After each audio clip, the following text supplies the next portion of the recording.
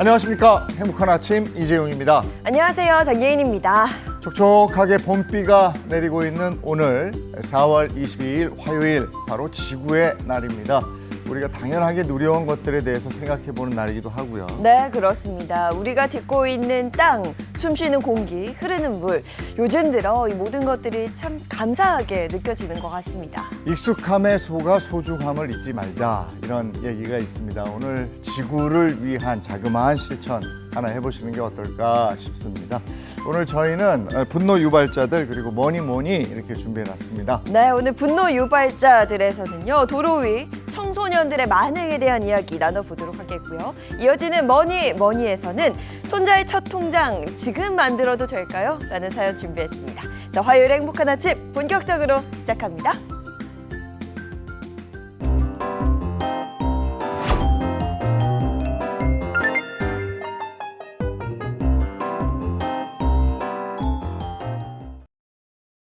화요일 아침입니다. 어떤 소식이 들어와 있을까요? 모닝픽 시작하도록 하죠. 손석구 평론가와 함께합니다. 어서 오세요. 안녕하세요. 안녕하세요. 첫 번째 모닝픽입니다. 어떤 겁니까? 네, 오늘 첫 번째 모닝픽은 지하철 왕복 요금 3,100원 시대입니다. 네, 현재 지하철 기본 요금이 1,400원으로 알고 있는데 왕복이 3,100원이라면 요금이 좀 오른다는 이야기인가요? 네, 맞습니다. 수도권 지하철 기본 요금이 150원씩 인상됩니다. 그렇게 되면 이제 교통카드 기준으로 성인 운임은 1,550원, 청소년과 어린이는 각각 900원과 550원이 됩니다. 정확한 인상 날짜는 이달 말에 서울시와 경기도, 인천시, 코레일의 협의를 통해서 결정될 예정인데 아무래도 인상 적용 시기는 6.3 조기 대선 이후인 6월 말이 될 가능성이 높은 상황입니다. 수도권 지하철 요금이 오른다. 수도권 지하철 요금은 뭐 서울하고 다 연결이 되어 있기 그렇죠. 때문에 네. 지역마다 타오르는 거 아니겠어요? 네, 맞습니다. 말씀하신 대로 이제 대중교통 같은 경우는 통합 환승 할인 제도를 함께 시행하고 있는 서울시, 경기도, 인천시 또 코레일이 요금 인상을 추진하고 있었고요. 이 가운데 경기도 의회 절차까지 마무리되면서요. 상반기 중에 수도권 전체에 동시 인상이 가능해졌습니다. 앞서 서울시는 2023년에 다양한 의견 수렴 절차를 거쳐서 지하철 기본 요금을 300원을 인상을 하되 150원씩 두 차례로 나눠서 인상하기로 결정을 했었습니다. 그에 따라서 2023년 10월에 기본 요금을 1,250원에서 150원 올린 1,400원으로 올렸었는데 예정됐던 나머지 150원의 추가 인상은 중앙정부의 공공요금 동결 기조에 따라서 그동안 인상하지 못했었는데 이번에 비로소 인상을 하게 된 겁니다. 사실 지하철은 뭐 출퇴근할 때도 그렇고요. 매일 이용하는 교통수단이기 때문에 이렇게 인상이 있을 때마다 부담이 될 수밖에 없습니다. 네. 근데 요금 인상의 배경이 뭐예요? 막대한 운영 적자 때문입니다. 경기도 의회에 따르면요, 2023년 기준으로 도내 6개 철도 노선에서 연간 998억 원의 운영 적자가 발생했고요.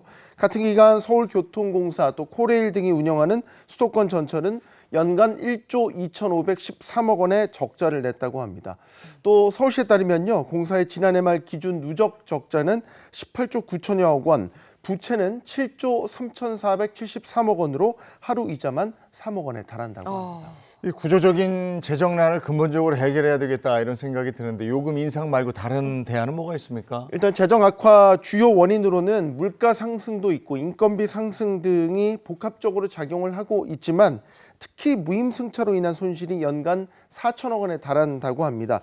이에 서울교통공사는 이러한 재정 문제를 해결하기 위해서 요금 인상과 함께 이 무임승차 제도에 대한 정부의 지원을 요청하고 있는데 보다 근본적인 해결책 마련이 시급한 상황입니다. 현재 65세인 무임승차 연령을 70세로 올리는 안이 추진되고 있는 상황입니다. 요금 인상이 불가피한 선택일 수 있습니다만은 요즘 물가가 워낙에 다 오르다 보니까 네. 아유 또 올라, 이런 생각이 들지요. 네. 거기에다가 이제 무임승차 부분, 이런 구조적인 문제 얘기들까지 나오고 있는데 아이고 이건 뭐 늘 하는 얘기지만 잘 해결이 됐으면 좋겠다. 잘 해결이 됐으면 좋겠다. 이게 참 무책임한 얘기기도 한데 그거밖에 뭐 드릴 말씀이 없습니다. 다음 모닝픽은요? 네, 두 번째 모닝픽은 한국쌀 일본 진출입니다. 네, 우리나라 쌀이 일본에 수출된다는 이야기죠. 네, 맞습니다. 판매용 쌀 22톤의 수출을 추진하고 있는데요. 이는 35년 만에 최대 물량이기도 하지만 사실상 처음 있는 일이기도 합니다. 농협 인터내셔널 관계자는요, 지난달 2톤의 쌀을 일본으로 수출을 해서 이번 달에 판매를 했다면서 다음 달 중에 10톤을 더 들여올 예정이고요. 추가로 10톤의 수출 시기 등을 조율하고 있다고 말했습니다. 우리 쌀이 그러니까 22톤이 수출되는데 그 배경이 뭡니까? 일본에서는 현재 쌀값 폭등 현상이 나타나고 있습니다. 재작년에 또 흉작이었고 또 지진 발생에 따른 쌀 사재기 수요도 있었고요. 또 외국인 관광객 증가에 따른 쌀 소비 증가 등이 복합적으로 거론되고 있습니다. 무려 1년 사이에 쌀값이 2배로 치솟아서 상대적으로 저렴하면서 품질이 좋은 우리 한국 쌀을 찾기 시작한 겁니다.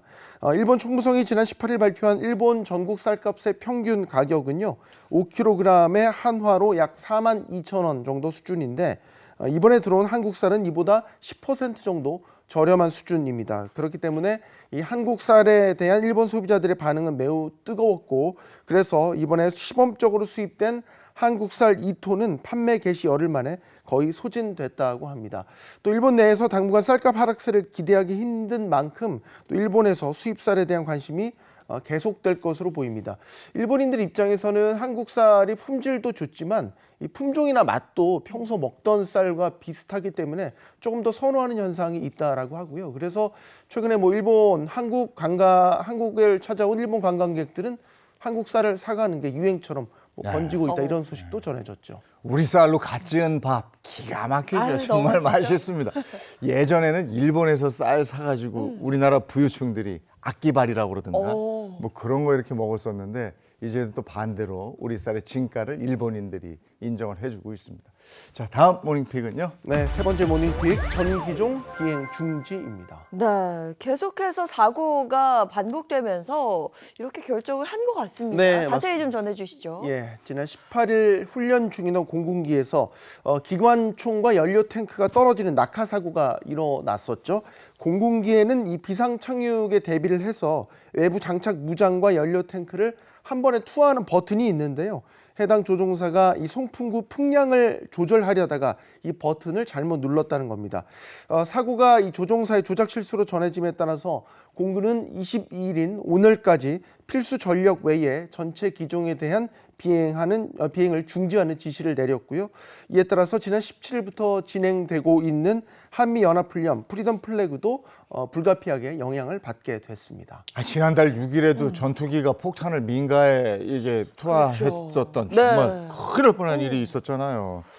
왜 자꾸 이런 일이 일어나는지 모르겠는데 다친 사람 없습니까? 네, 불행 중 다행으로 인명 피해는 없었습니다. 연료 탱크 2개, 또 기관총, 또 실탄 총 500발이 함께 낙하가 됐지만 산간 지역에 떨어져서 인명 피해는 없었고요.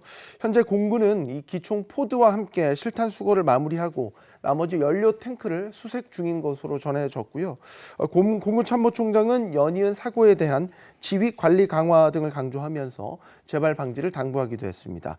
한편 다음 달 2일까지 한미 공군 전력 90여 기가 참여하는 프리덤 플래그 훈련은 세부 일정 등을 조정해 정상적으로 훈련을 시행할 것이라는 소식도 전해졌습니다. 이 사고가 반복되니까 정말 근본적인 원인 분석하고 체계적으로 대응하고 뭐 이런 게 필요해 보입니다. 다음 픽은요? 네, 네 번째 모닝픽, 운전 안 하면 50만 원입니다. 네, 운전을 하지 않으면 50만 원을 준다. 고령 운전자 관련 소식인 것 같은데요. 네, 맞습니다. 이 고령 운전자의 교통사고를 줄이기 위해서 지방자치단체에서 일정 정도의 보상을 해주면서 면허증 반납을 유도를 하고 있는데요. 특히 울산 울주군이 보상을 5배로 늘리자 반납 신청자가 크게 늘었다는 소식입니다. 일반적으로 고령 운전자가 면허 반납하면 10만 원이죠. 선불 교통카드를 주는 걸로 알고 있는데 네. 울산 울주군은 5배를 주겠다 그렇죠. 이거죠. 50만 원. 네. 네, 그렇습니다. 그 어르신이 운전 면허증을 반납을 하면 이제 울산시가 지원하는 10만 원의 교통카드와 함께 또 시장에서 쓸 수 있는 온누리 상품권 40만 원권이 지급이 되는데요. 이렇게 울주군에서 혜택을 늘리자 운전면허 반납 신청이 크게 늘어서요. 지난해 1년 동안 면허증 반납한 것보다 최근 한 달간 신청자가 더 많았다고 합니다. 지난달 사업을 시작한 지 한 달 만에 준비한 상품권 물량이 전부 소진됐었을 정도입니다. 이렇게 경제적 혜택을 늘려 면허 반납을 늘리는 지자체 정책이 고령 운전자들의 교통사고 감소로 이어질 수 있을지도 관심이 모아지고 있습니다. 이렇게 반납한 다음에는 또 대중교통 이용하는데 어르신들 불편함이 좀 덜해야 되거든요. 네. 이런 방안도 좀 같이 나왔으면 좋겠습니다. 오늘 모닝픽 여기까지 하겠습니다. 손석구 평론가와 함께했습니다. 고맙습니다. 고맙습니다. 네, 오늘 전국적으로 꽤 많은 양의 비가 내린다고 합니다. 날씨 중요한데요. 문난영 기상캐스터 나와주세요. 네, 현재 전국에는 비구름이 잔뜩 껴 있습니다. 종일 꽤 많은 양의 비가 내리겠는데요. 바람도 강하게 불고 있어서 튼튼한 우산 챙기셔야겠습니다. 오늘 비는 특히 남해안과 제주에 집중되겠습니다. 제주에는 시간당 20에서 30mm, 남해안은 시간당 10에서 20mm로 강하고 많은 비가 쏟았습니다. 돌풍이 불고 벼락이 치는 곳도 있겠습니다. 하루 동안 예상되는 비의 양도 봄비치고 꽤 많은데요. 제주의 많게는 120mm 이상, 남해안에는 80mm 이상, 그 밖의 지역은 10에서 60mm 정도입니다. 이 비는 대부분 늦은 밤이면 그치겠지만 동해안은 내일 아침까지 이어지는 곳도 있겠습니다. 전국의 바람도 강하게 붑니다. 특히 제주 산간에는 강풍특보가 발효 중이고요. 대부분 해상에도 강풍과 함께 물결이 높게 일겠습니다. 어제 27.1도를 보이면서 더웠던 서울의 기온은 오늘 21도에 그치면서 기온이 낮아집니다. 그 밖에도 대전과 대구는 20도에 그치겠습니다. 오늘 비가 그치고 나면 당분간 비 소식은 없는데요. 내일 반짝 기온이 높아졌다가 이후에는 기온이 낮아지면서 이맘때 봄 기온을 회복하겠습니다. 지금까지 날씨 전해드렸습니다.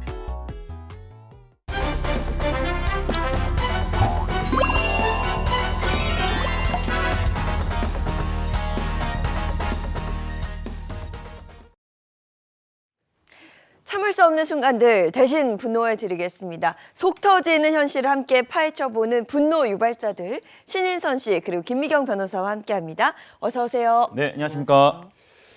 얼마 전에 한밤중에 난폭 운전을 한 일당이 붙잡혔습니다. 따라오는 경찰의 추격을 따르면서 마치 고개 운전을 하는 네. 것처럼 아슬아슬하게 운전을 했다는 겁니다. 그렇습니다. 중앙선을 넘나드는 것뿐 아니라요. 칼치기에 편도 4차선 도로를 역주행하기까지 했습니다. 근데 경찰이 잡고 보니까 더 분노할 일이 있었다는 거죠. 알고 보니까 운전자가 음주운전 아니면 약물운전 이런 거 아니겠습니까? 그것도 물론 위험한데요. 네. 정말 깜짝 놀랐습니다. 충격적입니다. 운전자가 10대 청소년이었습니다. 이게 어떻게 된 일일까요? 네, 운전자는 10대 청소년이 맞고요. 운전자를 포함한 4명의 동승자 모두 미성년자였습니다. 차량은 렌트차였다고 합니다. 근데 미성년자면 차량을 빌릴 수가 없었을 텐데 어떻게 렌트를 했을까요? 네, 삼촌의 면허증을 이용해서 차를 빌렸다고 합니다. 이 다른 사람이 면허증으로 차를 빌릴 수 있었다는 게 정말 황당하죠. 이 청소년들은 이렇게 빌린 차량을 번갈아 가면서 운전했고요. 그러니까 차가 돌아올 시간이 됐는데도 반납이 안 되니까 업주가 경찰에 신고를 했고 경찰이 추격 끝에 붙잡혔습니다. 이 설상가상으로 이 청소년들은 GPS 추적으로 차량을 따라 나선 업주를 차로 치여서 부상까지 입혔습니다. 운전면허를 딸 수 있는 나이를 정해둔 것은 그 밑으로 할 때 좀 위험하니까 네. 그래 왔기 때문에 이제 어느 정도 이제 사회적인 통계, 통념 요걸 가지고 해놓은 거 아니겠어요? 어른이 되면 할 수 있는 건데 10대들이 이렇게 호기심을 참지 못해서 운전을 하다가 사고를 내고 이랬습니다. 자, 오늘 주제 뭔지 공개하죠. 네, 치기 어린 호기심이 수많은 사람의 생명을 위협하는 범죄로 이어지고 말았습니다. 오늘의 분노 유발자 주제는요. 도로 위가 놀이터, 무모한 10대들입니다. 네, 저도 어렸을 때 빨리 어른이 돼서 운전하고 싶었던 마음은 맞지만 이게 호기심은 누구나 가질 수 있는 것도 맞지만 이게 안 되는 건 안 되는 거잖아요. 근데 이 중학생쯤 되면 해도 되는 일과 안 되는 일을 구분할 수 있는 나이인데 그렇죠? 이게 잘못됐다는 것을 모를 리는 없는 것이고 근데 이 치기라고 여기기에는 그 행태가 너무나 대담했습니다. 네. 10대들의 위험한 질주. 인선 씨가 유형별로 분류를 해놨죠? 네, 맞습니다. 무모한 10대 첫 번째 유형 보여주세요. 무모한 10대들, 남의 이름으로 달리는 아이들입니다. 자, 타인의 이름으로 달린다. 이거 명의도용입니다. 청소년에게는 면허증이 당연히 발급이 되지 않으니까 어떻게든 면허증을 만들어서 운전대를 잡는다는 뜻인데요. 앞서 소개해드린 사건의 경우에는 3촌의 운전면허증을 가지고 차량을 렌트한 후에 난폭 운전을 하다가 붙잡힌 경우였는데 변호사님 또 어떤 경우가 있을까요? 네, 말씀하셨듯이 가족이나 지인의 면허증을 가져가서 사용하는 경우도 있고요. 이걸 사진으로 찍어서 온라인상으로 제출하는 경우도 있습니다. 그리고 이 실물 면허증의 사진 부분만 자기 사진을 합성해서 위조하는 경우도 있고요. 이름 부분만 위조하는 경우도 있습니다. 그런데 이렇게 면허증을 몰래 가져가서 사용하면 공문서 부정행사죄가 성립하고요. 주민등록법 위반죄나 절도죄도 성립할 수 있습니다. 또 이 면허증을 위조하면요. 공문서 위조죄에 해당해서 10년 이하의 징역에 처해집니다. 이런 불법 행위로 차를 빌려서 운전한 겁이 없는 청소년을 경찰이 검거했습니다. 영상으로 함께 만나보시죠. 자, 흰색 차량 뒤를 경찰차가 바짝 쫓아갑니다. 궁지에 몰리자 이들은 차 문을 열고 그대로 달아나는데요. 이 차량은 멈추지 않고 계속 미끄러져 이 갓길에 주차돼 있던 차량을 충돌하고 맙니다. 도주하던 이 10대들은 시민들의 도움 끝에 경찰에 붙잡혔습니다. 네.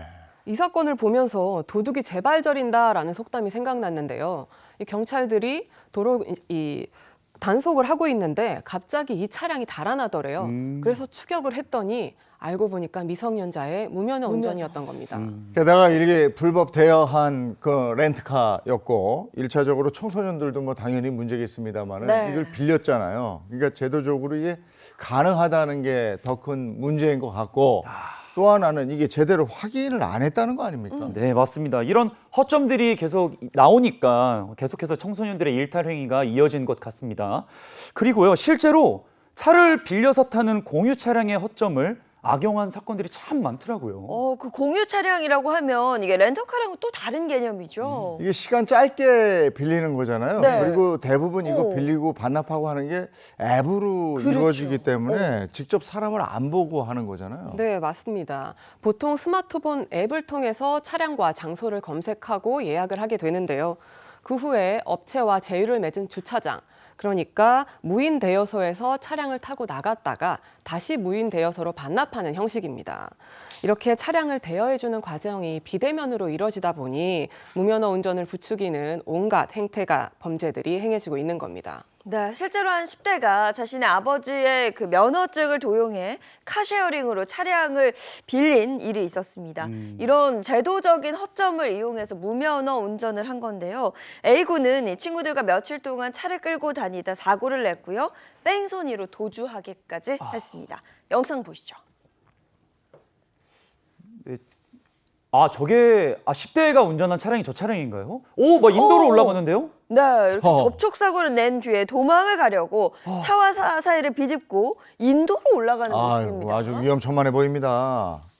이렇게 하면 저렇게 올라가 버리네. 와. 안 되죠. 이들은 1차 사고 후 도주를 했고요. 4시간 뒤 2차 사고를 내고 또 도주했습니다. 결국 경찰은 한 모텔에서 운전자 A군을 긴급 체포했다고 합니다. 저게 자신의 면허증이 아닌데 차를 빌렸어요. 그러니까 차를 빌려준 거고 도대체 이게 관련법이 어떻게 돼 있는지 이렇게 허술하게 돼 있습니까? 우선 자동차 대여 사업자가 운전면허가 없는 사람한테 차량을 대여해 줄 경우에는 1,000만 원 이하의 과태료가 부과되고요. 문제는 비대면으로 이뤄지는 이런 차량 대여 과정에서 이 신분증을 낸 사람, 신분증의 명의자와 실제로 차를 빌리는 사람이 동일한 사람인지 확인하기가 어렵다는 겁니다.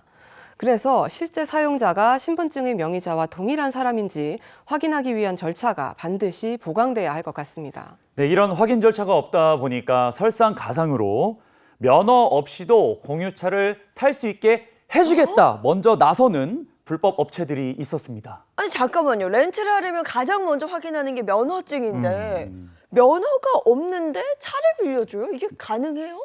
저도 도저히 믿기지가 않는데요. 채널 A 취재 결과 차량 불법 공유 업체가 이렇게 답변했다고 합니다. 이어서 함께 들어보시죠. 면허 없어도 되는 거죠? 네, 사고만 안 나면 제가 좀 술만 안 마시면은 음주 검사해도 면허증 검사 안 해가지고. 와. 야, 이게 말이 되는 소리입니까? 사고만 안 나면 된다니. 이게 사고가 나고 안 나고 그걸 누가 어떻게 장담합니까? 그렇죠. 그러니까요. 이러다 보니 이 무면허 운전자들이 거리를 활보하는 상황이 생기는 겁니다. 이 차량을 빌려준 불법 업체는 책임지지 않겠다고 발뺌을 하겠죠. 그렇지만 이 면허가 없는 걸 알면서도 차량을 빌려줬기 때문에 과태료 처분을 받는 건 물론이고요. 이 미성년자의 무면허 운전으로 인한 도로교통법 위반죄의 공범으로도 처벌되고요. 손해배상 청구도 받을 수 있습니다. 그리고 무면허로 운전한 미성년자 역시 도로교통법 위반죄로 처벌받게 될 겁니다. 그야말로 진짜 무법입니다. 네, 도로에서 정말 마주치기 싫을 정도로 대책도 없고 세상 무서운 거 없는 10대들인데 참 안타깝네요. 근데 그리고 저는 이 영상 보고 정말 깜짝 놀랐습니다. 함께 보시죠. 자, 블랙박스 차량이 신호가 없는 이 좁은 골목길의 2차로를 서행하고 있습니다. 그런데 보세요.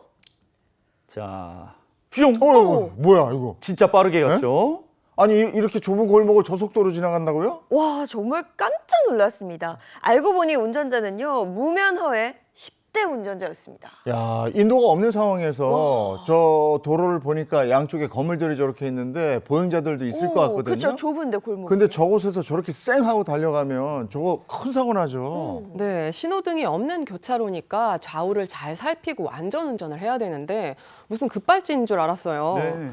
블랙박스 차량이 이게 서행을 했기에 망정이지 정말 큰 사고로 이어질 뻔했는데 이 무면허로 운전하다가 사고가 나면 피해자와 합의를 하더라도 처벌받게 되고요.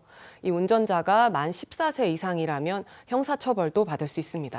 당연히 벌 받을 걸 알면서도 들키지만 않으면 된다. 뭐 이렇게 쉽게 생각한 것 같은데 자, 다음에 또 가관입니다. 이번에는 고가의 외제 차량을 타고 나온 10대들의 일탈입니다. 야. 함께 만나보시죠. 블랙박스 차량이 1차로를 달리고 있습니다. 그런데 보세요. 자, 갑자기 와. 이렇게 어이, 1차로에 뭐야, 있는 이거 차량이 내가 타고 있는 것 같아. 저거 차선 변경이 아닌데요. 그냥 저기서 90도로 꺾어버리는데 어디 가려고 저렇게 하는 거예요? 유턴하는 건가? 그러게요. 아무래도 불법 유턴을 하려고 했던 것 같죠. 야, 저 상황에서 깜빡이도 켜지 않은 채 불법 유턴을 하려는 그런 상황인 것 같습니다. 야, 이 사고로 황당하네요, 인해서 저거. 와. 차량이 크게 파손됐는데요. 네. 운전자는 이 성년 생일이 지나지 않은 미성년자일 동승자 4명 모두 고등학생이었다고 합니다. 아니 저 차 누구 거죠? 저 굉장히 고가 차량인데 저거 렌트할 수가 있는 차가 아닌 것 같은데 저 아빠 거 가지고 나왔나? 아, 눈썰미 있으시네요. 오. 저 차량은 2억 5천만 원 정도 아유, 하는 고가의 그렇죠. 차량인데요. 부모님 차가 아니라 이 중고차 거래 과정에서 계약금이 지급되니까 딜러가 차 키를 내준 상태였다고 합니다. 아. 이 사건은 특히 운전자가 미성년자라서 특약 위반으로 보험이 면책된다는 게 문제입니다. 면책이면 그러면 피해 차주가 자신의 차를 자기 자비로 수리를 해야 된다는 말씀이신가요? 그런 건 아니고요. 일단 보험을 통해서 배상받지 못한 부분은 이 운전자를 상대로 청구할 수 있습니다. 그리고 이 사건은 운전자가 미성년자이기 때문에 이 운전자의 부모가 자녀의 무단 운전을 제대로 감독, 지휘하지 못한 책임이 있다고 인정될 가능성이 크고요. 이 경우에는 가해자의 부모에게도 손해배상을 청구할 수 있습니다. 또 이 차량은 계약금만 냈다고 하는 걸 보면 아직 소유권이 이전되지 않은 상태로 보이는데요. 차량 소유자인 중고차 회사를 상대로도 손해배상을 청구할 수 있습니다. 네. 근데 저는 지금 좀 놀라운 게 중고차 거래 과정에서 계약금을 넣었다고 차 키를 줘요? 그래, 그렇게 하나? 아니 이게 다들 미성년자였는데 이게 어떻게 가능했을까요? 아, 네. 민법상 성년은 만 19세인데 운전면허는 만 18세부터 취득할 수 있습니다. 그래서 운전은 할 수 있지만 미성년자인 나이, 이 18세에서 19세 사이가 아니었을까 추측할 수 있고요. 만약에 이 딜러가 운전면허가 없는 미성년자에게 차 키를 내준 거라면 이 미성년자의 무면허 운전으로 인한 도로교통법 위반죄의 공범으로 처벌받게 될 겁니다. 면허증을 훔치거나 위조한 아이들, 그 뒤에는 방관한 어른들이 있습니다. 네. 자, 이번에는 도로 위에 무모한 10대들 두 번째 어떤 유형이에요? 네, 무모한 10대들 두 번째는요. 훔친 차로 질주하는 아이들입니다. 무면허는 당연하고 절도죄까지 추가된 상황인 것 같은데요. 그런데 이 아이들이 처음부터 차를 훔쳤던 게 아닌 것 같아요. 시작은 차량 털이었습니다. 영상 함께 보시죠. 늦은 밤 아파트 지하 주차장입니다. 앳된 모습의 여학생 2명이 번갈아가며 주변을 살피더니 문이 잠기지 않은 차량에서 지갑과 신용카드 등을 훔쳐서 달아났습니다. 이들은 이 훔친 카드로 생활비, 유흥비 등을 썼다고 하고요. 이 차 안에 키가 있는 경우에는 그 차를 그대로 훔쳐서 달아나기도 했다고 합니다. 바늘도둑이 소도둑 되는 거고 견물생심이란 말이 있잖아요. 저들이 이제 그런 거죠. 문이 열려 있는데 가가지고 지갑 뭐 이런 걸 훔치다가 꺼내고. 보니까 여기 차 키가 있네. 한번 몰아봐. 이래가지고 차 키를 가지고 차를 운전하기 시작한 거죠. 맞습니다. 이 영상에는 여학생 2명만 나왔는데요. 실제로는 중학생, 고등학생, 남녀 4명으로 이루어진 10대들이었습니다. 훔친 카드를 쓰고 버리고를 반복하다가 결국 차까지 훔치게 됩니다. 이 학생들은 대구에서 훔친 차를 타고 남양주까지 이동을 하기도 했습니다. 근데 가끔씩 차 키 두고 내려도 뭐 귀찮다고 그냥 두고 내릴 때도 저도 가끔씩은 있거든요. 있어요. 네. 그리고 이거 지금 보니까 어떤 차가 키가 있는지 어떻게 알았을까 생각해 보니까 그 사이드미러 안 접혀 있으면 맞아요. 이 차 문 열려 있구나 이렇게 생각할 수도 있을 것 같아요. 맞습니다. 사이드 미러가 펴져 있는 차량이 잠기지 않은 경우가 많다 보니까 타겟이 된다고 합니다. 미리 단속 철저히 하셔야 되고요. 그리고 또 이런 경우도 있었어요. 내가 운전하고 주차할 때는 멀쩡했는데 아침에 와서 보니 차량 곳곳에 흠집이 나 있고요. 차에서 담배 냄새까지 나는 겁니다. 기분이 어떨 것 같으세요? 만약에 저라면 제가 담배를 안 피니까 이거 내 차 맞나 하고 차 똑같은 건가 하고 내려서 번호 확인하고 이럴 것 같은데 그게 실제로 있는 경우입니까? 네, 있었습니다. 영상으로 먼저 만나보실까요? 자, 남성 3명이 주차된 차량에 시동을 걸고 출발합니다. 그렇게 사라진 차량은 3시간 뒤 다시 제자리로 돌아왔는데요. 알고 보니 10대 3명이 새벽 시간에 60km를 타고 다니다 되돌려 놓은 겁니다. 와. 차주인은 아침이 되어서야 이상함을 눈치챘다고 하는데요. 멀쩡하던 차량 곳곳에 흠집이 생겼고 이 앞서 말씀드린 야. 담배 냄새가 차 안에서 났다고 합니다. 아니 차를 훔쳐가지고 그러니까 밤사이에 광란의 질주를 벌인 다음에 해 뜨기 전에 그 자리에 갖다 놨다. 이거 완전 범죄를 노린 거군요. 근데 완전 범죄치고는 너무 많이 긁혀 있었고 그렇죠. 흠집이 났대. 그렇죠. 근데 청소년이 핀 담배 이거 청소년이 담배는 또 어떻게 폈을까요? 이거 그것도 이상하고 냄새도 이상하고요. 네, 심지어 이 청소년들은 범행을 은폐하려고 블랙박스 선까지 빼놨다고 합니다.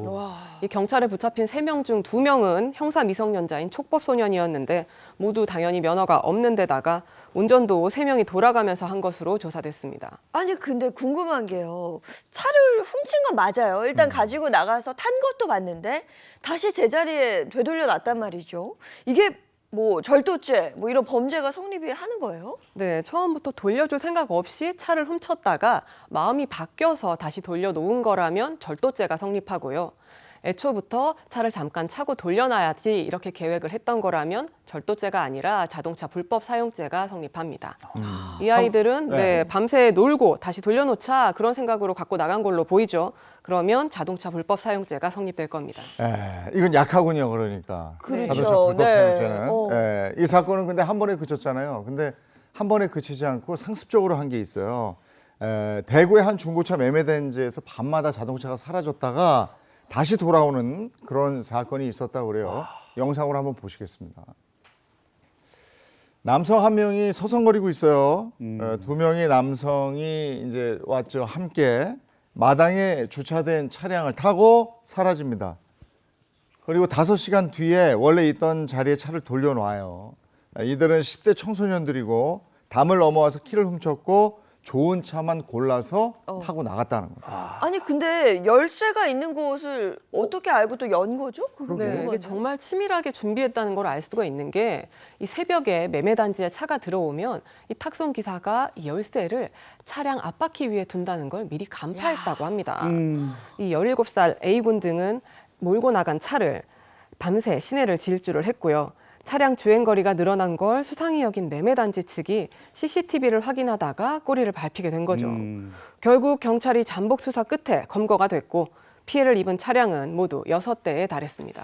야, 이게 매일매일 그랬다는 거 보니까 무슨 매매단지가 놀이터 매일매일 놀러 가는 것처럼 다녔던 것 같은데 비싼 차 몰고 다니고 아주 그냥 로망을 잘 즐긴 것 같습니다. 이러면 안 되는데 마음껏 실패하고 스케일이 그냥 아예 다르네요. 아니 저 청소년들은 진짜 겁이 없는 거죠. 저 지금 사고가 안 났으니까 망정이지. 가지고 나갔다가 사고가 났으면 저거 어떡할 뻔했습니까? 그렇죠. 예. 당장 즐거운 것, 스릴 있는 것, 눈앞에 있는 것만 생각한 것 같은 안타까운 사연인데요. 심지어 이번에는요. 처벌을 피하려고 초등학생을 시켜서 차를 훔치게 한 황당한 사례가 있었습니다. 화면으로 만나보시죠. 자, 10대 청소년 4명이 무면허로 훔친 차량을 운전하다 주유소로 돌진해 사고를 냈습니다. 아파트 지하주차장에서 충전 중인 전기차를 훔친 건데요. 전기차 앞부분이 심하게 부서지고 주유소 앞에 세워둔 간판도 크게 훼손됐지만 불행 중 다행으로 인명피해는 없었습니다. 아우, 다행. 네, 여기서 운전대를 잡은 건 가장 어린 초등학교 6학년생 A군이었고 오. 나머지 3명은 중학생으로 파악됐는데요. 왜 제일 어린 초등학생이 운전을 했냐라고 물었더니 형들이 시켰다라고 했답니다. 경찰은 나이가 가장 어린 A군이 운전한 걸 보면 아무래도 이 형사처벌이 면제되는 촉법소년인 걸 이용하려 한 것 같다라고 생각을 하고요. 그리고 이 경우에 운전한 A군은 촉법소년으로 형사처벌을 받지 않지만 이걸 시킨 A군의 선배들은 만 14세 이상이라면 이 공범으로 처벌받을 수 있고요. 절도한 부분에 대해서도 형사처벌을 받을 수 있습니다. 처벌도 그렇지만 이게 자칫 이거 주유기를 들이받았거나 그렇죠. 아우, 아니면 주유 중인 차를 들이받았으면 네. 이거 어떡할 폭발 사고 나는 거 아닙니까? 그렇죠. 정말 끔찍한 상황이 발생할 수 있었던 거죠. 근데 초등학생이면 정말 어려도 너무 어리거든요. 네. 운전을 했다는 게 좀 믿기지 않습니다. 그렇죠. 초등학생 6학년이면 13살이잖아요. 네. 그런데요, 이번에는요, 초등학생 2학년, 에? 9살짜리 학생이 나옵니다. 세상에서 가장 훔치기 쉬운 엄마 차를 훔쳐서 나간 사건이 있었습니다. 화면으로 만나보시죠. 저게 발이 다? 자, 지하주차장이네요. 한 자동차가 마주오는 승용차를 피하는가 싶더니 주차된 차를 그대로 들이받고 맙니다. 여기서 끝이 아니고요. 후진했다가 다시 들이받고 아유. 또 다른 차량들과도 잇따라 충돌합니다. 지나가면서 저렇게 차량 범퍼를 삭제하기까지 했다는데 보시죠. 저렇게요. 어머. 저 정도면 긁고 일부러 지나가니까. 약간 테러하는 그런 것 같은데. 네, 이 운전자는 초등학교 3학년으로 엄마 몰래 차를 타고 나가 집 근처 7km가량을 주행했는데 마트와 아파트 등 각기 다른 곳에서 주차된 차량 10대를 들이받았고요. 결국 신고를 받은 경찰이 출동해 이 어린이를 붙잡았습니다. 지금 뛰어가는 쟤예요. 제가 운전했다는 거야. 와. 아니 저게 어떻게 발이 닿았나? 어떻게 운전할 줄 아는 거예요, 근데? 그러게요. 경찰 조사 결과 아이는 게임과 인터넷으로 운전을 배웠다라고 진술했습니다. 아무래도 현실과 게임을 구분하지 못한 걸로 보이는데요. 이 운전의 무서움, 그 책임에 대해서 제대로 교육할 필요가 있어 보입니다. 야, 이거 지금까지 나온 것만 해도 아찔한데 네. 이게 또 하나 있습니다. 네, 있을 수도 없고 있어서는 안 되는 일입니다. 도로 위 무모한 10대들 세 번째는요. 음주의 사고까지 본엄은 일탈입니다. 무면허 운전에다가 음주까지 했습니다. 뭐 해서는 안 되는 범죄, 이를 다 하고 다닌 건데요. 관련해서 한번 보겠습니다. 화면 보시죠. 자, 경찰관이 도로를 달리고 있어요. 이게 무슨 일인가 했더니 앞에 흰색 승용차를 쫓고 있는 거였는데 중앙선을 넘어서 도주하는 차량, 꽁무니가 빠져나 도망을 갑니다. 결국에는 경찰차와 추격전을 벌이다가 골목길에서 잡히게 됩니다. 오, 도망간다. 차에는 10대 청소년 4명이 타고 있었는데 이 청소년들은 전남 고흥에서 차량 2대를 훔쳐서 이동하다가 기름이 떨어지니까 또 다른 차를 훔쳐서 타고 인천으로 향했습니다. 훔친 차를 갈아타면서 얼마나 달렸냐? 무려 380km를 무면허로 운전을 했고요. 이 과정에서 음주까지 했다고 합니다. 아유. 사고가 안 난 게 정말 하늘이 도왔네요. 이 절도에 음주운전에 그냥 기름 없어서 또 2차 절도까지 한 건데 이 아이들은 한 번 호기심에 저지른 게 아닌 것 같아요. 네, 이 정도면 계획 범죄죠. 이 청소년들은 가출을 한 상태였고요. 인천에 놀러 가고 싶어서 차량을 훔쳤다고 진술했습니다. 지금 전남 고흥이면 거의 남쪽 끝이거든요. 네. 네. 인천에 가고 싶으면 뭐 버스를 타거나 대중교통을 이용해야지. 아이 정말 큰일 나려고 인천까지 갔습니다. 이게 아이들이니까 또 10대 청소년이니까 잡히면 보호 처분 받고 소년원에 가게 될 텐데 근데 이거 가지고 다니다가 큰 사고 나고 네. 정말 다른 사람 다치게 하거나 심지어는 목숨을 잃게 되는 경우까지 있는 거잖아요. 네네. 이거 어떡할 뻔했냐고요, 이거. 네, 그런데 안타깝지만 실제로 그런 일이 있었습니다. 아이고, 그래요? 2017년 퀵배달을 마치고 집으로 돌아가던 20대 오토바이 운전자가 10대 A양이 운전하던 차량에 치여서 숨진 안타까운 사건이었습니다. 피해자는 24살 가장이었고 6개월 된 아이도 있었다고 합니다. 말 그대로 젊지만 열심히 일하던 가장이셨는데 한순간에 가정이 파탄 나버렸네요. 네, 뿐만 아니라 무면허 차량에 타고 있던 4명이 한꺼번에 목숨을 잃은 사건도 있었는데요. 화면으로 보시죠. 흰색 차량이 빠른 속도로 달리고 있습니다. 이 차량은 곧 도로변에 있던 한 상가 건물을 들이받고 마는데요.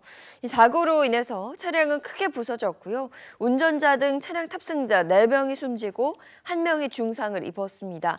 경찰 조사 결과 차량은 렌터카였는데요. 운전대를 잡은 사람이 18살, 그리고 나머지 4명도 중학생과 고등학생이었습니다. 자기가 운전을 했고 결국 사망 사고를 냈어요. 거기에 타고 있던 사람 전원이 사망했다는 거 아니에요? 네, 맞습니다. 큰 교통사고가 난 건데, 아이고 이런다고요. 이렇게 그 위험한 짓을 하다가 이렇게 되지 말라는 법이 없는 거잖아요. 네, 맞습니다. 이런 일이 생긴다니까요. 충분히 발생할 수 있습니다. 네. 도로교통공단에 따르면 최근 5년간 국내에서 발생한 20대 이하, 20세 이하 무면허 교통사고 건수가 무려 6천 건에 달한다고 합니다. 정말 어마어마한 수치가 아닐까 싶은데요. 단순히 청소년들의 일탈로만 보기에는 앞서 말씀 주신 것처럼 어른들의 책임도 크다, 이런 생각이 듭니다. 네, 맞습니다. 무면허 청소년이 차량을 렌트할 수 있었다는 것 자체가 이 시스템에 이미 구멍이 뚫려 있었다라는 사실이고요. 그 허점을 노려서 계속 이런 범죄가 되풀이된다면 더더욱 심각해질 것 같습니다. 그렇습니다. 범죄의 예방이 중요한데요. 우선 비대면으로 이뤄지는 차량 대여 과정에서 이 신분증의 명의자와 실제 사용자가 동일한 사람인지를 확인하기 위한 절차를 보강해야 될 것 같고요. 이 대면으로 인한 대여 과정에서도 운전면허증 외에도 신분 확인을 할 수 있는 추가 절차를 마련해야 할 것 같습니다. 그리고 호기심이나. 가정에서도 예. 네, 운전에 대한 올바른 지도와 교육이 있어야 할 것 같습니다. 이 호기심이나 순간의 충동으로 이렇게 우발적으로 저지른 일이 얼마나 큰 사고로 이어지는지 아마 조금 전에 보셨을 텐데요. 이런 일이 절대 있어서는 안 될 거고, 네. 또 하나 시스템으로 막아야죠. 시스템 정비를 좀 해야 되겠다, 이런 생각도 듭니다. 김민경 변호사와 함께했습니다. 고맙습니다. 고맙습니다.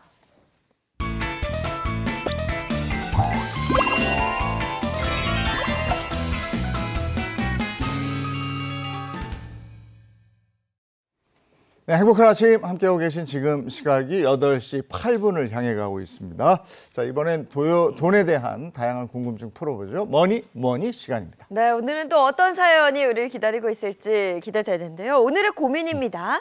우리 손자 첫 통장 지금 만들어도 될까요? 입니다. 우리 아이 첫 통장 언제 만들면 좋을까? 글쎄요, 아이들 그 용돈 받고 이러면 대부분 엄마들이 쓰던데 통장을 언제 만들면 좋을까? 한번 얘기 나눠보죠. 김현우 소장과 함께합니다. 어서 오세요. 네, 안녕하세요. 네, 안녕하세요. 반갑습니다. 네, 소장님 인사하고 나면 항상 저는 짜증만 내는 것 같아요. 왜요? 아니 맨날 주제들이 저 화나게 해요. 왜요? 아니 그러니까 한 달이도 아니고 2달이. 뭐 네. 지금 제 통장도 지금 관리하기 힘든데 예? 아버지가 아들한테 우리 아들 장가 가야 되니까 통장 좀 어떻게 좀 많이 좀 도와줄까? 이것도 아니고 네. 제 밑에 아직 태어나지도 않은 제 아들 네. 이미 걱정하는. 지금 조카들 4명 다 있는데 이거 보고 있니? 아무튼 이게 너무 심퉁나요 저한테는.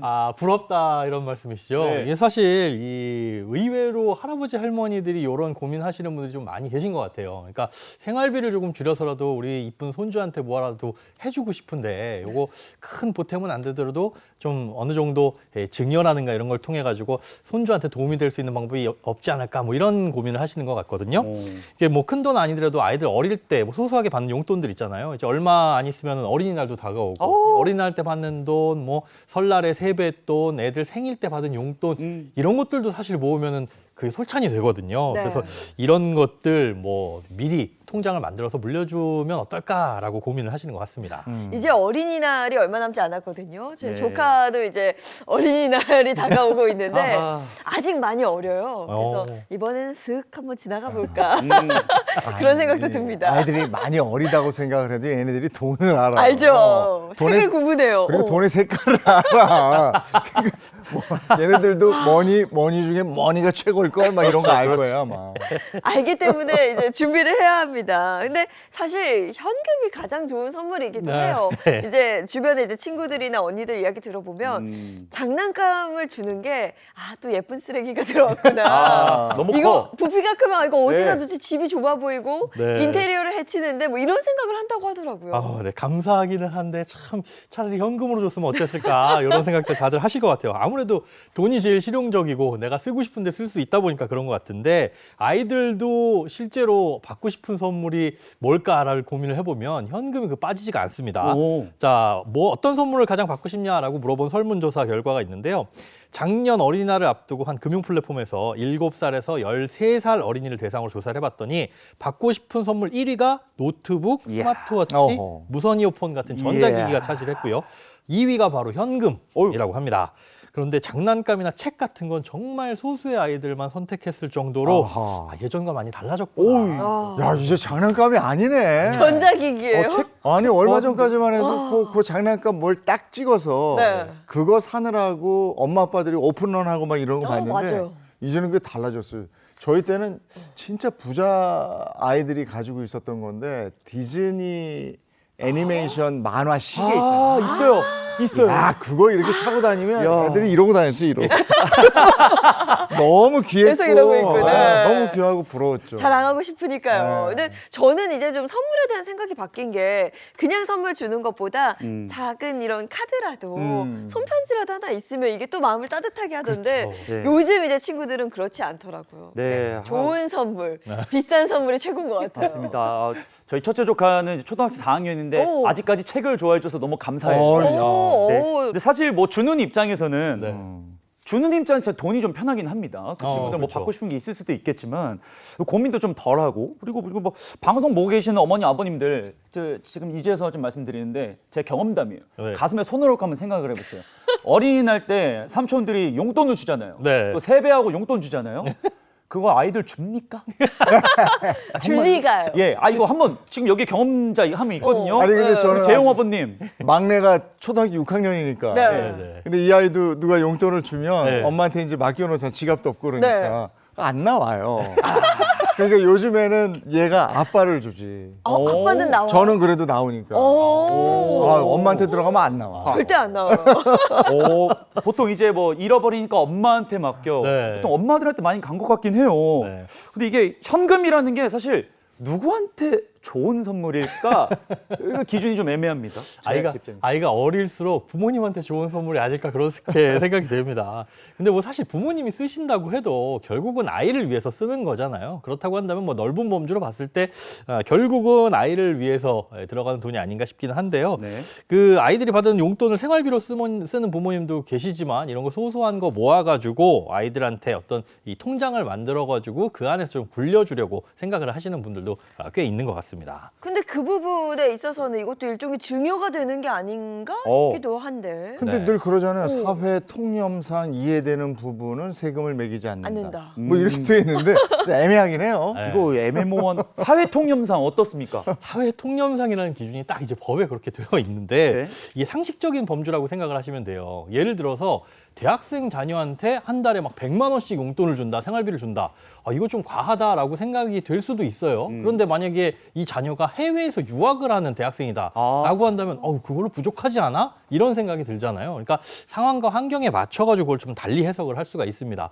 또 생활비나 교육비 뭐 이런 용돈으로 쓴다라고 하는데 그 돈이 남아가지고 이 자녀가 저축을 하고 그 돈을 모아서 뭐 부동산을 사고 주식에 투자를 했다라고 보면 이제 누가 봐도 증여라고 볼 수가 있는 거죠. 이런 건 또 과세의 대상이 될 수 있는 거고요. 그러니까 얼마를 줬느냐라는 것보다는 이 처한 상황, 환경 이런 거에 따라서 증여로 볼 수도 있는 거니까 그 목적과 대상을 명확하게 하는 게 중요할 것 같습니다. 자, 그렇다면 돈을 조금씩 넣어서 목돈을 만들어 주려고 하는 경우 과연 손해일지 혹은 이득일지 궁금해지는데요. 오늘의 사연, 손자의 첫 통장 언제 만들어 줄까요? 꽁트로 자세히 만나보겠습니다. 보시죠. 요즘 60대는 노인도 아니라고 하지만 제가 제일 듣기 좋은 소리가 뭔지 아십니까? 바로 할아버지 소리입니다. 얼마 전에 눈에 넣어도 안 아플 손주가 태어났기 때문이죠. 얼마나 예쁜지 그냥 보고만 있어도 하루가 순식간에 지나가고요. 안 보면 눈앞에 아른아른 거립니다.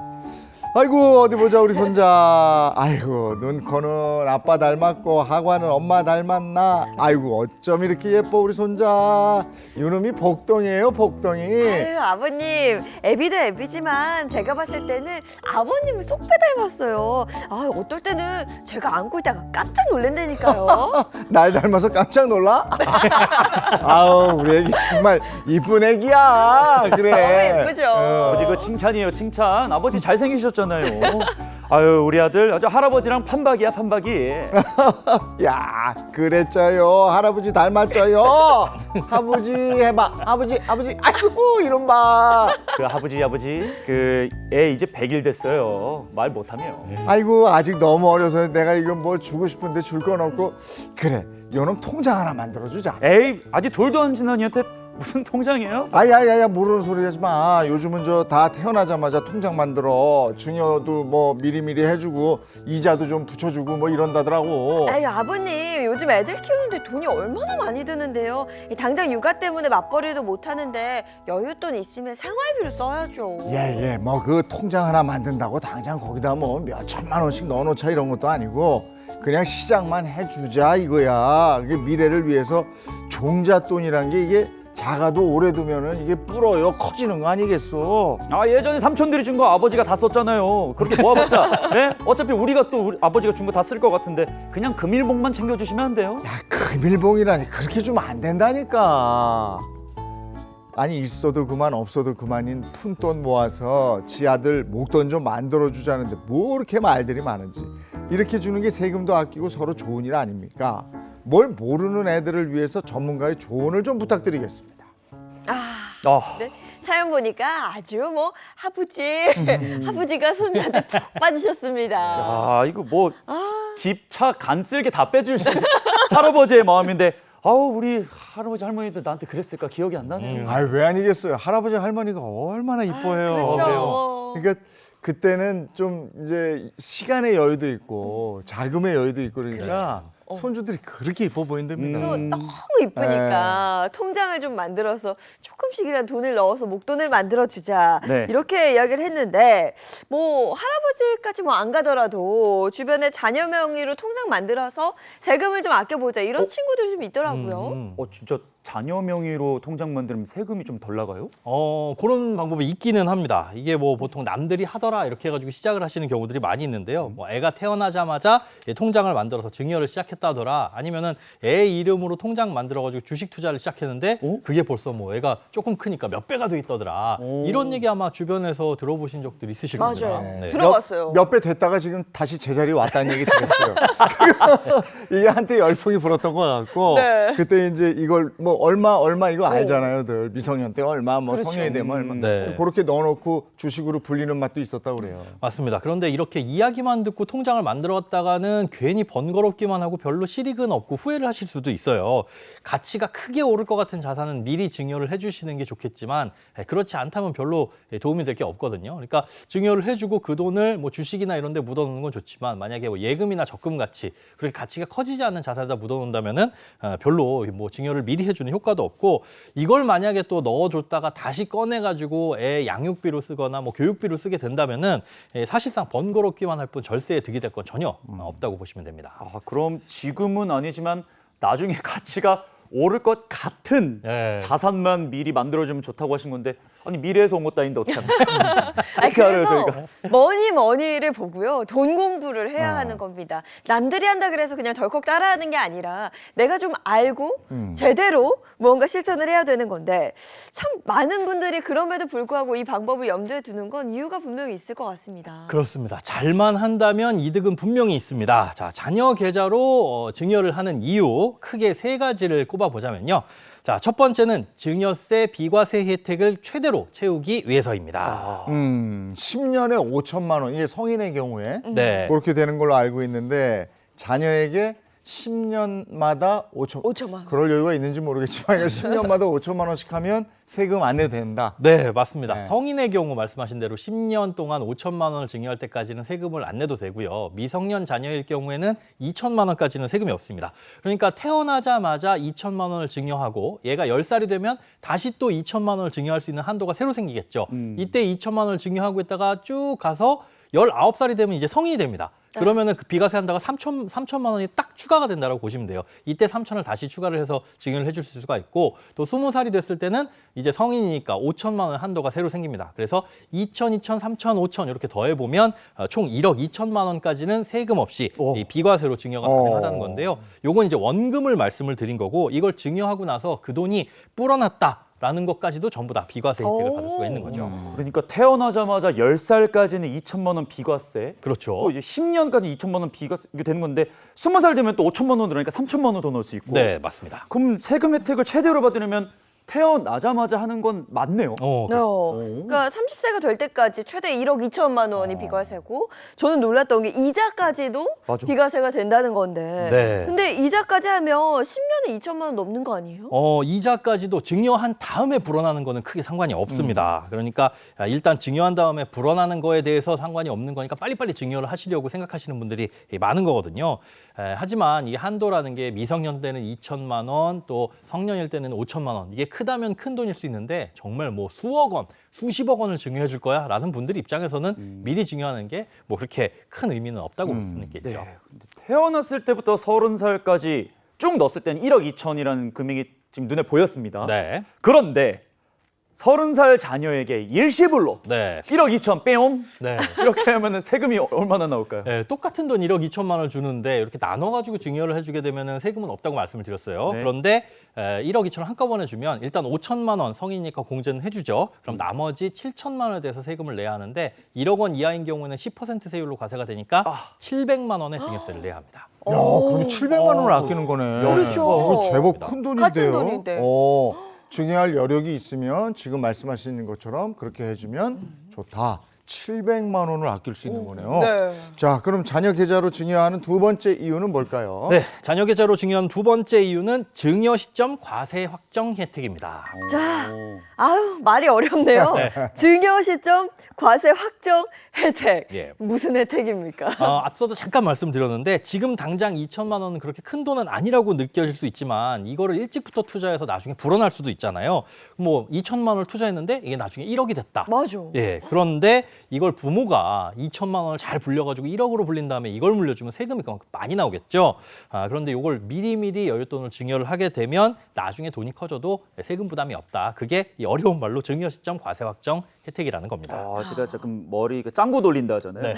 잠깐 돌려봤는데 이 손바닥만한 땅에다가 네. 5천만 원짜리 막 나무를 심었어요. 오, 근데 이게 묘목. 예, 근데 나중에 한 10년 뒤에는 묘목이 더 커져서 더 비싼 나무로 될 거 아니에요. 한 10배는 되겠죠. 그렇죠. 그러면은 뭐 어쨌든 나무랑 땅은 내 거니까 추가 돈 낼 거 없다. 이 묘목은 더 돈이 올라가고. 뭐 이런 거 아니겠습니까? 정확합니다. 자, 이런 이유로 아이들 계좌를 먼저 만들어가지고 증여를 하는 이유가 있고요. 자, 한 가지 이유를 더 찾아보자면요. 자녀 계좌로 증여하는 이유 세 번째는 바로 아이들 경제교육 때문입니다. 어렸을 때부터 중요하죠. 미리 돈을 맞네. 조금 주고 경제관념을 심어준다 이런 얘기군요. 네, 맞습니다. 아이가 어릴 때부터 직접 좀 돈을 관리해 보게 되면 아무래도 이 경제관념이 먼저 생기지 않을까. 뭐 소비와 저축, 투자에 대한 개념들을 자연스럽게 배울 수 있다라는 거죠. 단순히 용돈을 주는 거, 재산을 증여해주고 불려주는 거 이런 걸 넘어서서 자산을 어떻게 불려갈 수 있을지 그런 걸 알려주는 부모님들이 좀 많아지는 것 같습니다. 이제 제 주변에 좀 유복한 친구들 보면은 어렸을 때부터 부모님들이 만들어준 이 증권 계좌라는 게 있었다 하더라고요. 네. 그래서 조금씩 투자도 해보고 그런 걸로 이제 엄마 아빠처럼 미리미리 대비를 해라 이렇게 교육을 받았던 친구들도 있었어요. 네, 아주 좋은 방법인 것 같아요. 뭔가 우리나라 정서상 돈을 너무 밝히면 안 된다 뭐 이런 말들을 하고는 하는데 이제는 어렸을 때부터 돈에 대해서 제대로 알고 그걸 좀 관리하는 법을 배우는 게 굉장히 중요할 것 같아요. 뭐 아이들 돈 공부 이런 거 얘기할 때 꼭 유대인들 얘기하는데 이들은 숫자를 알기 시작하면 바로 경제 공부 시킨다잖아요. 그래서 돈에 대한 그런 경제 공부를 자연스럽게 몸에 익히게 한다고 그러더라고요. 네, 맞습니다. 이 아이한테 그냥 돈을 떡 주는 게 아니라 그 돈으로 저축 그리고 소비, 기부 이런 경제관념을 좀 심어주려고 생각을 하시는 거죠. 이렇게 하면 자연스럽게 아이들이 어려서부터 돈에 대한 이 가치나 개념을 이해를 하게 되고 그래서 이제 우리나라에도 최근 아이들한테 이런 경제 공부를 시켜주려고 하시는 부모님들이 많이 계시긴 하지만 사실 이게 말처럼 쉽지가 않습니다. 문제는 부모님들이 잘 모른다는 거예요. 네. 부모님 자체가 스스로 경제 재테크 이런 거에 대해서 잘 모르면서 아이가 좀 어떻게 알아나가면 좋겠다라는 걸 생각을 하고 계신데 어려서부터 좀 주식 투자를 해주면 얘가 나중에 미래의 워런 버핏이 되지 않을까 뭐 이렇게 생각하시는 건 조금 과욕이라고 생각이 됩니다. 아무래도 그냥 지금 돈을 쓰지 않고 모아두면 이 저축이나 투자를 통해서 나중에 불어난다 이런 뭐 투자의 개념 혹은 쓰지도 않은 돈이 투자를 실패하게 되면 깎여서 없어지게 된다. 뭐 이런 경험 아니면 돈을 아껴 써야 되는 이유라든가 혹은 뭐 불리기가 쉽지 않다는 경험 이런 정도만 아이들이 느끼게 해준다고 해도 크게 성공한 거 아닐까 그렇게 생각이 됩니다. 네, 소장님께 아이 계좌 만들어서 미리 증여하는 3가지 이유 들어봤는데 사실 이게 평범한 사람들이 1억 2천만 원까지 비과세 증여가 필요할까? 여유가 될까 이렇게 싶기도 한데요. 그럴 수도 있죠. 뭐 당장 대출금 갚기도 좀 빠듯하고 당장 이번 달 쓸 생활비가 부족한데 아이의 미래를 생각해서 이걸 넣어준다? 이거 쉽지 않습니다. 네. 전통적으로 우리나라 부모들이 나는 쪼들고 나는 못 먹고 못 입고 하더라도 아이만큼은 그렇게 키우지 않아 해서 교육에 돈 들이고 또 이런 돈을 막 쓴단 말이죠. 네. 근데 내가 지금 당장 힘들고 내 노후가 흔들리는데 아이들한테 몇 천만 원씩 넣어준다? 이거는 다시 한번 생각해 볼 문제죠. 네, 그래서 이게 오늘 그래서 이 고민을 주신 것 같은데 할아버지는 매달 얼마간이라도 지금부터 넣어줘라. 그 모이면 뭐 1억 2천 비과세 증여할 수 있고. 근데 우리 부모님 입장에서는 바로 아들 그 며느리는 당장 먹고 사는 것도 힘든데 그쵸. 그냥 우리 금일봉 달라고 말씀드렸잖아요. 그렇죠. 그게 약간 양쪽 입장이 난색한 것 같습니다. 네, 일단은 이 돈을 어디에 쓸지를 좀 고민을 해보셔야 돼요. 이제 증여를 해준 돈으로 아이 통장 만들어주고 증여세까지 뭐 내고 혹은 뭐 증여세 면제까지 받고 어쨌든 신고를 했는데 그 돈을 빼가지고 아이의 교육비, 뭐 학원비 이렇게 쓴다고 한다면 사실상 굳이 증여 신고를 하고 증여세를 낼 필요는 없습니다. 자산 이전의 목적이 아니라 그게 양육의 목적에 지출하면은 이 증여가 아니니까 세금을 뭐 매기지 않으니 불필요한 행동을 하는 것뿐이라는 거죠. 앞서 말씀드린 대로 그리고 10년에 뭐 2천만 원, 성인이 되면 5천만 원까지 증여를 해줄 수 있어서 30살까지는 1억 2천만 원까지 가능하다라고 말씀을 드렸는데 이 비과세 증여 외에도 아이가 결혼을 하고 출산을 했을 때 각각 1억 원까지 또 증여 공제를 받을 수 있는 혜택이 좀 생겼거든요. 네. 그러니까 이것만 하더라도 일반적인 중산층에서는 충분히 세금을 아낄 수 있다고 보여요. 그러니까 만약 아이가 성인이 돼서 결혼 자금을 한 1억 원 정도 내가 증여를 해줄 수 있다. 그 이내에서는 미리미리 이제 뭐 증여를 해주실 필요는 없다라고 보이고 이런 분들 같은 경우는 사실 뭐 지금부터 증여를 하는 것보다는 생활비로 보태시는 게 나을 거고 나중에 미래에 그 정도 증여를 하게 됐을 때 그때 가서 고민하시는 게 맞지 않나 그런 생각이 됩니다. 네. 어차피 결혼할 때는 내가 보태주는 1억 원 증여가 있으니까 네, 뭐 그렇죠. 지금 주나? 저번 먼저 주나? 상관없다는 거죠. 맞습니다. 뭐 하지만 나는 아이에게 물려줄 게 좀 많아. 뭐 결혼할 때도 1억, 뭐 출산할 때도 1억 이 정도는 증여를 해줄 수 있을 것 같고 어우, 부럽다. 증여 공제 한도 내에서 내가 좀 빠듯하게라도 하면 세금이 좀 나올 것 같다라고 하시는 분들은 뭐 미리미리 하시는 게 더 유리하겠죠. 그리고 뭐 2천만 원, 5천만 원, 5천만 원 이렇게 여유가 될 때마다 이 증여 공제를 받으시는 게 좋으니까 태어나면서부터는 조금씩 미리미리 증여를 해주시는 것도 네. 도움이 될 수 있습니다. 뭐 한마디로 그겁니다. 물려줄 게 좀 많고 여유가 있다면 미리 통장을 만들어서 주는 게 맞고 그게 아니라면 굳이 그럴 필요는 없다인데 네. 왜 이렇게 씁쓸해질까요? 네. 아니 내가 쓸 돈도 없는데 그렇게 무리하게 해서는 안 되겠다 싶고요. 근데 이 댁도 아까 꽁트에서 보니까 네. 그렇게 여유가 있는 것 같진 않았는데 않았어요. 한번 형편을 한번 볼까요? 네. 자, 맞습니다. 이제 아내도 일을 하긴 했었지만 현재 육아휴직 중이고요. 남편 혼자 벌고 있는 외벌이 상황이죠. 그리고 아직 전세 아파트에 살고 있으면서 대출도 있습니다. 그러니까 있는 돈 아껴서 아이들 통장 만들 게 아니라 이분들은 본인들의 자산을 축적하는 거에 좀 집중을 하셨으면 좋을 것 같아요. 앞으로 이제 육아휴직 끝나게 되면 맞벌이로 소득 높아지게 될 테니까 그때 좀 여유 자금이 생기면 그때부터 뭐 아이 통장을 만들어줄까라는 고민을 그때 하셔도 늦지 않을 것 같습니다. 아니, 미래 아이한테 줄 생각은 하지 말고 현재 좀 생각해라. 뭐 이런 거네요. 네, 제가 늘 말씀드리죠. 자녀와 나의 노후 두 가지를 저울질하면은 반드시 내 노후 쪽의 노후. 문제를 훨씬 더 실으셔라. 맞습니다. 네, 자녀한테 자산 이전해주고 싶은 마음이야 뭐 굴뚝하시겠지만은 본인부터 먼저 챙기시는 게 먼저고요. 자녀가 성인이 된 다음에 고민하셔도 늦지 않습니다. 그런데 아까 꽁트에서 할아버지가 애 통장 만들어달라고. 네. 할아버지가. 근데 그렇게 이유가 있었던 것 같은데 여유가 있지 않으시면 그런 말을 못 하셨을 것 같아요. 아까 허허허 웃으면서 약간 여유 있어 보이셨거든요.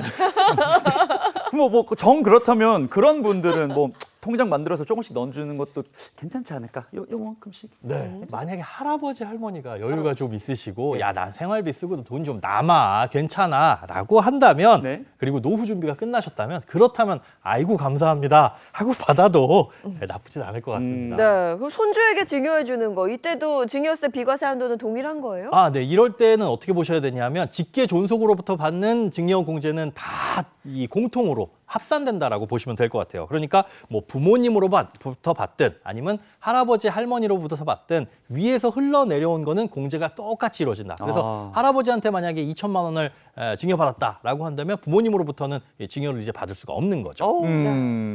자, 이것도 이제 통장을 만들고 나면 이 할아버지가 계속 좀 넣어줘야 되는 상황인 것 같은데 그럼 할아버지는 지금 어떤 상황인지 한번 볼게요. 자, 여유 있게 허허하셨던 조부모님 상황입니다. 경기도에 소형 상가 건물이 있으세요. 시세 약 12억 원에 월세 150만 원 받고 계시고 국민연금과 임대 수입해서 월 350만 원 정도의 수입이 있고요. 8억 원 가량의 자가 주택에 금융 자산도 예금 1억 원 있습니다. 여유 있으시네. 생활비는 다달이 들어오는 월세로 충당하시면 될 것 같고 통장에 1억, 현금 1억 있으시네요. 아유, 아버지! 우리 아들님이 통장 하나 만들어줘요. 아이고. 아버지. 그냥 알아서 하게 놔둘 걸 그랬지. 이게 350 다달이 있으면 그죠? 이게 좀 도와주긴 도와줘야 될 텐데 야, 이 손주 성인이 될 때까지 계속 나가게 생겼어요. 이거는 뭐 결론을 내고 말고 할 게 없어 보이는데 뭐 할아버지의 의지에 달린 건데 일단은 오케이 하셨거든요. 이거 그럼 줘야 뭐, 되는 거 아니에요? 좀 그렇게 해야 될 것 같은데요. 일단 이제 긍정 회로를 좀 돌려보면 예. 저랑 인선 씨 부부 역할을 했으니까 이제 기대를 갖게 되는 거죠. 아주 좋습니다. 이제 손주에게 그럼 증여를 내가 조금씩 해주겠다라고 말씀했을 때 뭘 어디서부터 시작을 하면 좋을까요? 일단 손주 이름으로 된 이 통장부터 만들어 줘야 되겠죠. 거기로 돈을 넣어줘야 되니까요. 그러니까 그렇게 만든 다음에 돈을 넣은 다음에는 아무래도 나중에 먼 미래에 쓸 돈이니까 성장 중심으로 좀 최대한 투자를 하시는 게 좋을 것 같습니다. 그런데 이렇게 물려준 다음에 여기서 발생하는 금융소득에서 또 생길 수 있는 세금도 고민을 하셔야 돼요. 예를 들어서 그 돈으로 해외 주식에 투자했는데 해외 주식으로 인해서 수익이 100만 원 이상 났다. 양도 차익이 100만 원 이상 났다라고 한다면 나중에 연말정산할 때 엄마 아빠가 이 아이를 기본공제 대상자로 올릴 수가 없습니다. 그러니까 괜히 세금 조금 아끼려다가 엄마 아빠 소득공제 못 받는 그런 경우가 생기니까 이것도 좀 주의를 하셔야 되는 거죠. 성장 중심이 돼 금융소득 문제도 같이 고려할 수 있는 통장이 어떤 게 있을까요? 일단 맞는 통장은 일반 통장 계좌와 그다음에 연금저축펀드 계좌 이렇게 크게 두 가지로 나뉘어볼 수가 있어요. 일단 일반 주식 계좌를 선택할 경우에는 국내 주식이나 국내 주식형 ETF 쪽에 투자를 하시는 게 맞고요. 국내 주식 이외의 자산에 투자를 한다면 연금저축펀드라는 계좌를 만드셔가지고 여기에서 투자를 하시는 게 훨씬 더 유리합니다. 네, 이거 좀 정리를 해보도록 하겠습니다. 일반 주식 계좌는 국내 주식과 ETF로 그 외에는 연금저축 펀드가 좋다. 네. 이렇게 말씀하셨는데 구체적으로 왜 그런 거죠? 이 금융상품도 종류에 따라서 매기는 세금이 다양한데요. 국내 주식이나 국내 주식형 펀드, 국내 주식형 ETF 같은 경우에는 그 매매 차익에 대해서 세금이 아예 없습니다. 비과세입니다. 그러니까 1,000만 원을 넣어두고 이게 1억이 되든 2억이 되든 세금이 없다는 거죠. 하지만 그 외의 상품들은 대부분 세금이 있는데요. 해외 주식에 직접 투자해가지고 수익이 났다. 그러면 양도소득세 22%를 부과하고 다른 금융상품들은 이자나 배당소득세 15.4%를 내야 됩니다. 그러니까 장기간 투자해서 수익이 많이 나면 많이 날수록 세금 부담이 그만큼 커지는 거죠. 그래서 일반 계좌에서는 세금이 없는 국내 주식 쪽으로만 투자를 하는 게 좋고 세금이 발생하는 다른 금융상품 같은 경우에는 연금저축 펀드를 개설한 다음에 그 안에서 ETF나 펀드 형태로 투자를 하게 되면 이 계좌를 유지하는 동안은 세금이 없고 나중에 이걸 해지했을 때 이 최종적인 수익에 대해서만 16.5%라는 세금을 과세하니까 과세 이연의 효과도 누릴 수가 있습니다. 국내 주식은 일반 주식 계좌, 네. 그 외 상품 운용하려면 연금 저축 펀드 계좌 이건데 그러니까 한마디로 내가 어떤 상품에 어떻게 할지만 잘 정해서 그거 고르면 되겠네요. 그렇죠. 네. 아니 최근에 신문 기사 보니까 부모들이 운영하는 주식 계좌보다도요 아이들한테 넣어놓은 주식 계좌 수익률이 더 좋대요. 왜냐하면 부모들은 자꾸 샀다 팔았다 하는 거야. 아. 근데 아이 거는 계속 보면 어쨌든 주식은 네. 우상향하거든요. 오. 정말 안 좋은 주식 산 거 빼놓고는. 네. 그러니까 그렇게 간다는 거죠. 그래서 이게 중요한 거예요. 그냥 뭐 통장만 만들고 말 게 아니라 부모가 좀 알아야 합니다. 공부를 해야 되는 부분이 있는 거죠. 근데 계좌를 만들어서 그 안에서 돈을 계속해서 이제 굴리게 될 경우 주의할 점도 있을 것 같아요. 있습니다. 지금 이재용 아나운서님 말씀하신 것처럼 샀다 팔았다 하게 되면 수익을 잘 못 낼 수도 있지만 더욱더 중요한 거 아이 계좌에서 샀다 팔았다 하게 되면 이거 결국은 차명 계좌 이용하려고 애들 계좌 만들어준 거 아니야? 해서 세금을 더 낼 수 있어요. 오. 그러니까 아이들 거는 그냥 장기 투자하면서 가끔가다 리밸런싱 해주는 정도만 관리하는 게 좋습니다. 그러니까 수익률이 좋구나. 그냥 두니까. 네. 근데 이게 한꺼번에 2천만 원 해주는 게 아니고 적립식으로 월 쪼개서 증여를 해줬다. 그럼 그거를 매일 신고를 해야 돼. 어떻게 해야 되는 거예요? 이 경우에는 이제 전체 금액이 증여세 공제 대상이 될 텐데 2천만 원을 물려주는데 이걸 한 번에 주는 게 아니라 잘라서 준다. 예전에 한번 다룬 적이 있습니다. 유기정기금이라는 방식을 활용하면 되는데요. 한 번에 주는 것이 아니라 이걸 나눠서 증여를 하게 되면 미래에 줄 돈을 지금 신고했으니까 일부 할인을 해줘서 세금을 조금 아낄 수도 있습니다. 매년 낸 금액만큼 할인해주는 방식. 네. 기억나네요. 예. 네. 네. 자, 그럼 지금 나눈 내용을 바탕으로 솔루션 한번 보겠습니다. 자, 현재 사연 속의 부모가 아이의 통장을 만들어주는 건 힘든 상황입니다. 조금 여유가 있는 조부모님이 동의하실 경우 가능하지만 이 경우에도 증여의 목적과 금액, 상속 이슈를 종합적으로 보고 판단을 해야 하고요. 연금저축 펀드를 이용해서 매달 투자할 것, 이렇게 결론을 내봤습니다. 네, 맞습니다. 조부모님이 목돈을 주신다면 미리 통장을 만들고 증여 신고를 하는 게 좋은데요. 그렇게 돈을 넣은 다음에는 장기간 투자할 거니까 최대한 공격적으로 투자를 하시는 게 아무래도 좋겠죠. 그런데 그 돈을 빼가지고 또 일상적인 수준으로 뭐 양육비에 쓴다면은 굳이 이런 건 신고를 하실 필요는 없고요. 번거롭게 자녀 명의 통장 만들어가지고 거래도 귀찮거든요. 그렇게 이제 돈을 어디에 쓸 거냐에 따라서 증여 신고를 할지 말지를 결정을 하시면 될 것 같습니다. 어차피 1억 원은 증여 공제가 되니까 네. 뭐 미리 애쓸 필요는 없다. 네. 말씀하신 거죠? 맞습니다. 결혼 시점에서 이제 결혼할 때 1억 원 공제, 네. 그리고 아이가 태어나면 또 공제를 받을 수 있으니까 성인 됐을 때 5천만 원 공제를 또 받을 수도 있고요. 그러니까 1억 5천만 원 정도는 성인 돼도 충분히 이 증여를 세금 없이 해줄 수 있으니까 그 정도 범위 내에 있느냐 아니냐를 놓고 조금 더 판단을 해주시면 될 것 같습니다. 조금 여유가 있는 집에서는 아이가 태어나자마자 통장을 만들면 2천, 2천, 3천, 5천 해서 그쵸. 30대가 됐을 때 1억 2천이라고 했잖아요. 예. 그래서 30대 때 결혼을 한다. 네. 그러면 1억을 더 줄 수 추가적으로 있어요. 수가 있습니다. 그럼 2억 2천. 2억 2천. 양쪽 집 하면 4억 4천. 그렇게 충분하네. 4억이 있어야 되는데 근데. 그렇죠. 그게 문제죠. 근데 이게 만약에 좀 더 늘었어. 야, 이거 괜찮은 건데. 그러니까 조금 여유가 있는 집에서는 한번 생각해 볼 만하네요. 근데 절대로 지금 상황이 무리가 있고 내 노후가 걱정된다. 그러면 내가 먼저다. 네, 이거는 기억을 맞습니다. 하셔야 되겠습니다. 네. 예, 오늘 도움 말씀 고맙습니다. 네, 고맙습니다. 감사합니다. 네, 오늘은 전국적으로 비 예보 나와 있어서요. 기상 정보 잘 확인하셔야 합니다. 문단영 기상캐스터, 날씨 전해주세요. 네, 지금 서울은 비가 주룩주룩 내리고 있습니다. 새벽부터 시작된 비는 차차 확대되면서 오전 중이면 전국 대부분 지역에 비를 뿌리겠는데요. 이 비구름이 이불 역할을 하면서 현재 서울의 기온은 18.7도를 보이고 있고요. 다만 낮 기온은 크게 오르지 못해서 내일은 고온 현상은 한풀 꺾이겠습니다. 오늘 비는 특히 남해안과 제주에 집중되겠습니다. 제주에는 시간당 20에서 30mm, 남해안에는 시간당 10에서 20mm 정도로 강하고 많은 비가 쏟아지겠습니다. 특히 돌풍이 불고 천둥 번개를 동반할 수 있겠습니다. 하루 동안 예상되는 비의 양도 봄비치고는 꽤 많겠는데요. 제주의 많게는 120mm 이상, 남해안에는 80mm 이상, 그 밖의 지역은 10에서 60mm 정도입니다. 이 비는 늦은 밤이면 대부분 그치겠지만요. 동해안을 중심으로는 내일 새벽까지 이어지는 곳도 있겠습니다. 전국의 바람도 강하게 붑니다. 제주 산간에는 강풍특보도 발효 중이고요. 대부분 해상에는 강풍이 불면서 물결이 높게 일겠습니다. 어제 27.1도를 보이면서 더웠던 서울의 기온은 오늘 21도에 그치면서 기온이 크게 낮아집니다. 그 밖에도 대전과 광주, 대구는 20도에 그치겠습니다. 오늘 비가 그치고 나면 당분간은 비 소식은 없는데요. 내일 반짝 기온이 높아졌다가 이후에는 기온이 낮아지면서 이맘때 봄 기온에 그치겠습니다. 지금까지 날씨 전해드렸습니다. 저는 더운 듯 하더니 오늘은 또 비가 내리는데 바람이 그렇게 심하지 않은 것 네. 같아서 완전히 봄비예요. 네, 봄비지만 양은 꽤 많다고 합니다. 지역별로 양이 좀 차이가 있긴 합니다만 많이 내리는 곳들은 좀 폭우가 쏟아질 수 있어서요. 외출하실 때는 크고 튼튼한 우산 챙기시는 게 좋겠습니다. 좋은 하루 보내시고요. 저희는 내일 아침 7시 30분에 돌아올게요. 행복한 아침, 행복한 하루 되십시오. 고맙습니다. 고맙습니다.